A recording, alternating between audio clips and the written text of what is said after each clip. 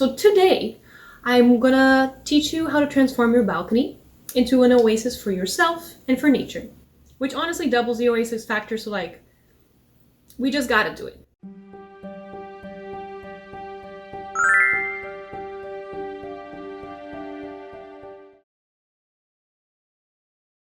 First, you have to take a look at what you have, what you're working with. Measurements, sun exposure, weight limitations. There's a couple of considerations you need to take, and then once you have everything down, your oasis starts taking shape. Second is deciding what would you like to grow for yourself. What are some of your favorite veggies? Are you particularly fond of salads? Are you interested in creating your own tomato sauce recipe? This is the part where you put your creative skills into practice and you start thinking about what kind of things would you like to eat? What kind of things would you like to see? What are your favorite smells? Do you have like a favorite color that you like that you can pick flowers that are of that color?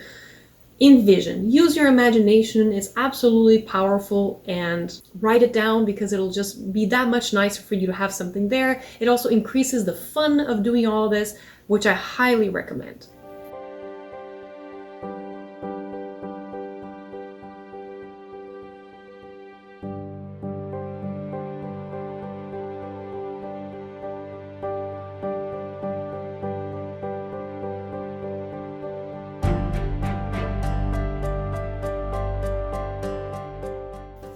Use your vertical space, especially if you have a small balcony like myself. Overhang containers, I use some in my balcony, as you're going to see. It really just helps to maximize the space when you don't have a lot of space. We are into sustainability and zero waste in this house here. You may not need to spend as much money as you think. You can use containers from fruits and veggies to make seed starters, keep saplings indoors. It's honestly surprising how many things can be repurposed when thinking about it becomes a part of your routine.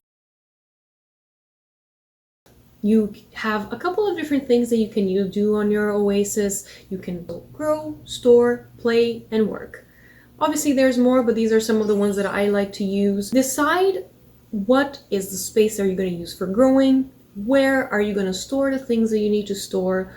What is a space that you can do that is more enjoyment, maybe getting some sun, like a little reading nook. If you are a person that works from home, congratulations, you win at life. And also you can set a little area in your oasis to work outside. Let your imagination run free.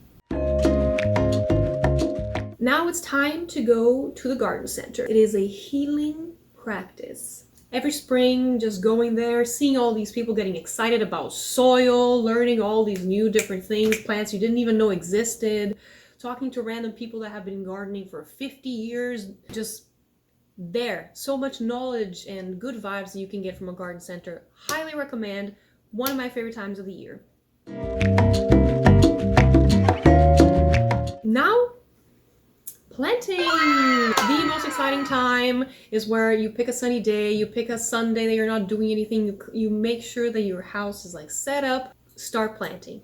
Doing everything in one batch actually makes it so much better. You go into a state of flow much easier. It becomes very fun. You can put some music on, a podcast if you like to listen to that. I highly recommend Meditations by Marcus Aurelius. There's a lot of audiobooks on YouTube. Thank you, creators. Another lecture that I recommend is Man and Nature by Alan Watts. Now that you can plant your things, you can do direct planting versus germinating pods versus buying in the store. What you have to do is just see what is time worthy for you and what is money worthy for you.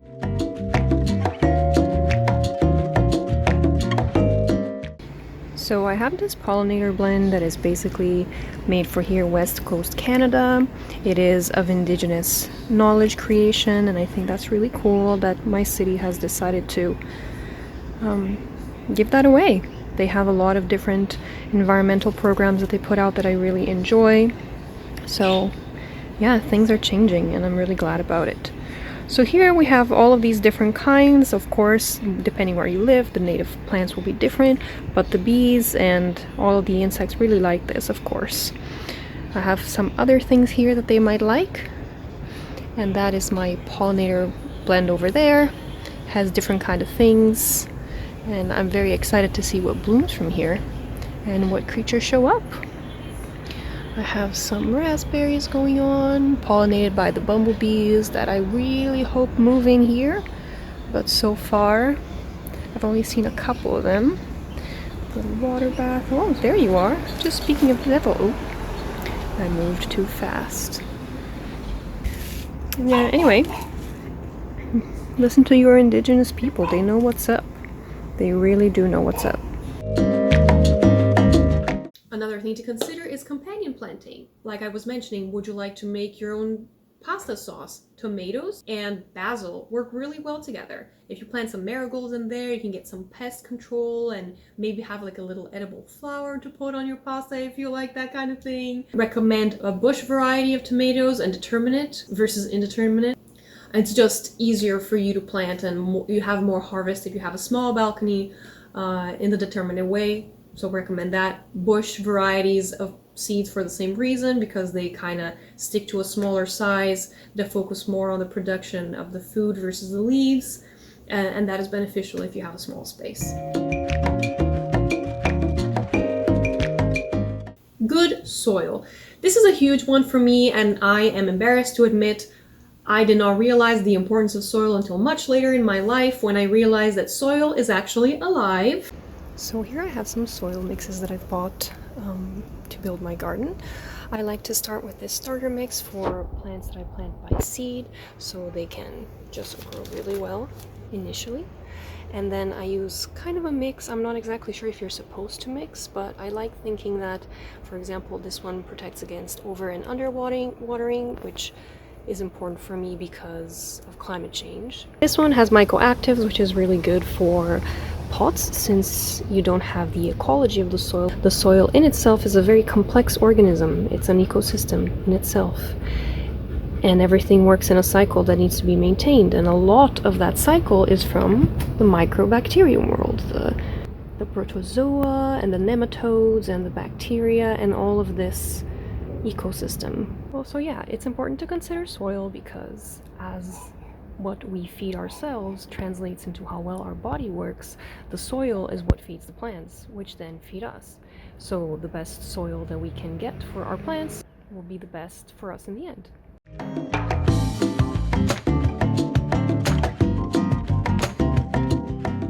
Really healthy for you to understand how food works, see that food takes a while to grow. It brings a lot of respect to farmers for me.